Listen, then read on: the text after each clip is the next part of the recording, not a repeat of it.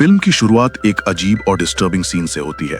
हम देखते हैं एक लड़की मित्सुको जो अपनी दोस्तों के साथ बस में मजे से ट्रैवल कर रही होती है। हर चेहरा खुश, सब हंसी मजाक कर रहे होते हैं। लेकिन कुछ सेकंड्स बाद ऐसा कुछ होता है जो समझ से बाहर है। जब मित्सुको अपना पेन उठाने के लिए झुकती है तभी एक तेज इनविजिबल हवा बस के अंदर से गुजरती है और बस एक पल में सब कुछ खत्म। बस के आधे हिस्से से लेकर उसके अंदर बैठे लोगों तक सब लिटरली दो टुकड़े हो जाते हैं। सिर्फ मित्सुको बचती है क्योंकि वो झुकी हुई थी। उसके चेहरे पर शौक, आंखों में डर। वो बस से भागती है और देखते ही देखते वो हवा उसके आसपास के लोगों को भी काट रही होती है। रोड पर बॉडीज, ब्लड और हवा का एक अनसीन टेरर, जैसे कोई अनजान ताकत सब कुछ मिटा रही हो। दौड़ती दौड़ती मित्सुको एक नदी के पास जा पहुंचती है। वहां भी डेड बॉडीज पड़ी होती है। ये सब देखकर उसका दिमाग हिल जाता है। वो पानी में अपना चेहरा धोती है, अपने कपड़े बदलती है और एक स्कूल के अंदर घुस जाती है। यहाँ कहानी एकदम ट्विस्ट लेती है। स्कूल के अंदर सब कुछ नॉर्मल लगता है, टीचर्स, स्टूडेंट्स, क्लास, लेकिन सब अलग है।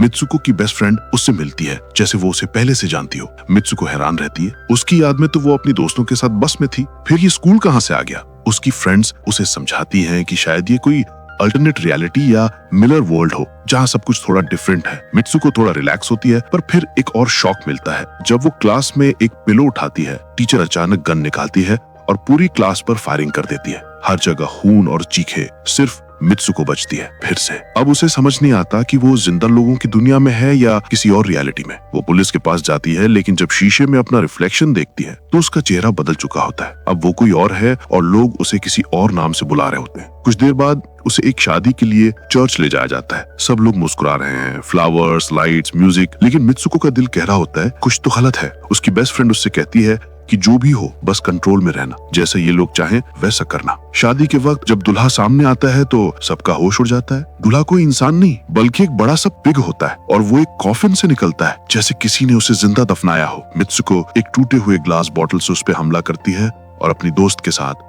भाग जाती है। अब फिल्म अपने फाइनल और सबसे कंफ्यूजिंग स्टेज में आ जाती है। भागते हुए मित्सुको एक और शीशा देखती है और फिर से उसका रूप बदल जाता है। अब वो एक रेसर गर्ल बन चुकी होती है। कुछ लड़कियां उसके आसपास होती हैं जो कहती हैं कि अगर वो चाहे तो इस दुनिया से निकल सकती है, पर कैसे?